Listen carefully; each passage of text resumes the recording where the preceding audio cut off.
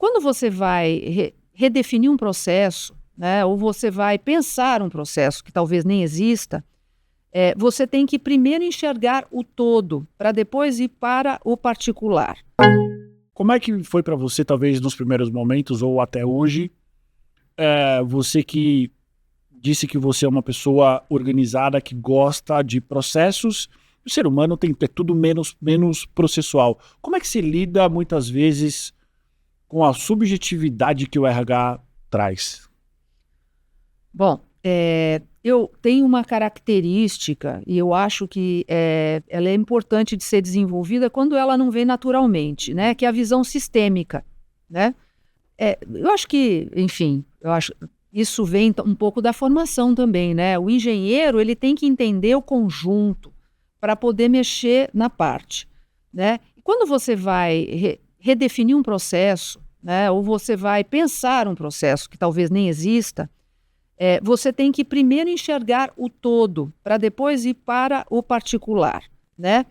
Às vezes acontece de uma empresa, por exemplo, que está nascendo, ela existe a partir de uma semente que seria um pequeno processo, mas ela precisa desenhar o todo, ainda que vá começar um processo inicial. Então, eu acho que o que me ajuda bastante é essa visão sistêmica. Vou dar um exemplo. Quando você vai desenvolver um treinamento, que em tese ele vai para um grupo específico, pode ser para uma área, para um negócio, não é só desenvolver um treinamento, não é só desenvolver um assunto. Quem vai ser impactado, direto ou indiretamente por esse processo? Internamente, mercado, cliente, fornecedor e o acionista.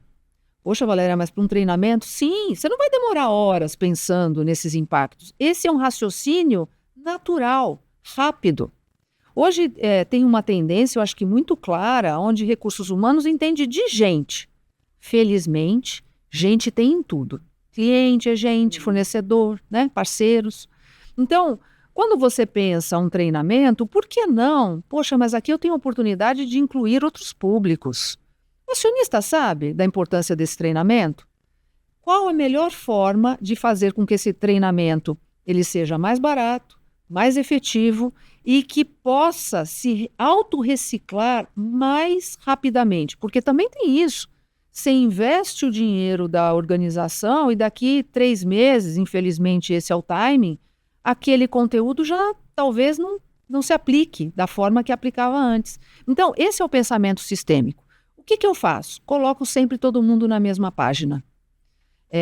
Tem sido desde o meu início. Então, na minha primeira função em RH, quando eu era business partner de uma indústria, eu colocava até o segurança da fábrica para entender como aquela fábrica deveria operar.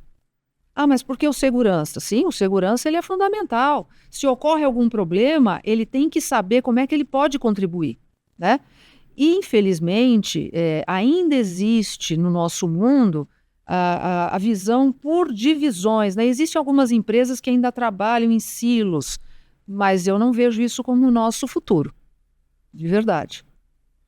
Concordo com você. Essa questão do silo, de você muitas vezes ter uma agenda oculta, ela parte muitas vezes do RH, entendendo que algumas informações devem ser sigilosas e também muitas vezes a área de recursos humanos ela não consegue influenciar as outras áreas para que essas outras áreas mudem o seu comportamento.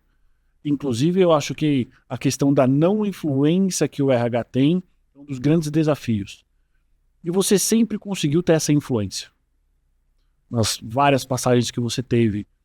Na sua visão, o que um gerente, um líder de recursos humanos, ele precisa ter, precisa fazer para ele começar a quebrar essa não influência que muitas vezes ele tem em frente às outras áreas, ganhar confiança? Olha, na minha experiência, cada caso vai ser um caso, não tem talvez uma regra única, né? Mas se eu pudesse buscar, primeiro olhar o outro, né? Ter uma leitura do que é relevante para o outro. E tem vários outros, né? Nós atuamos com muita gente. Então, entender o que é valioso para o presidente dessa organização, se for possível para o acionista, seria interessantíssimo, né, para o conselho, e para todos os seus interlocutores. Porque isso, de certa forma, dá uma leitura, ou uma primeira leitura do clima da organização, né? Muitas vezes o fato de ter silos ou não necessariamente tem a ver com o estilo de RH. Às vezes o RH chega, já existe, né? Só que a estratégia para, né, romper com essas barreiras, com esses silos, é que pode ser de RH. Então eu vou fazer um projeto amanhã onde eu vou dizer, olha, silos não mais, abaixa o silo e não vai funcionar. Não vai funcionar. É sempre um processo de influência onde quase como se você chamasse o outro para dançar junto com você o tempo inteiro. Isso significa abrir mão de algumas coisas para você ganhar outras. Às vezes, a gente leva muito tempo para ganhar aquele espaço que você acha fundamental para dar um passo mais significativo. Então, tem que ter paciência, tem que ter estratégia, tem que comemorar pequenos, às vezes, passos que você consegue, avanços, né, que você consegue ter, e tem que gerar uma troca. Quem está na organização tem que sentir que está tendo benefícios. E benefício, gente, é pessoal também. Benefício, então, a pessoa tem que ver, falar, nossa, essa gestão de RH é maravilhosa. Por quê? Com certeza, ele percebeu que para ele está sendo mais interessante, está sendo mais olhado. Então, você precisa entender o seguinte, o seu chefe, ele gosta de aparecer um pouco mais? No bom sentido, gente, não estou, né? Ele gosta de aparecer. Encontre espaços para que ele possa colocar a palavra dele a serviço do seu objetivo.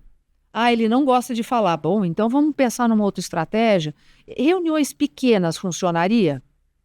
Então, encontrar caminhos para você chegar no seu objetivo. Gostou desse vídeo? Se você tiver dificuldades para encontrar profissionais da área de recursos humanos, remuneração, folha de pagamento, desenvolvimento organizacional, recrutamento e seleção, People Analytics, relações sindicais e trabalhistas e todas as demais áreas que compõem a área de RH, manda uma mensagem para a gente que a gente vai ficar muito feliz de te apresentar os melhores talentos do mercado.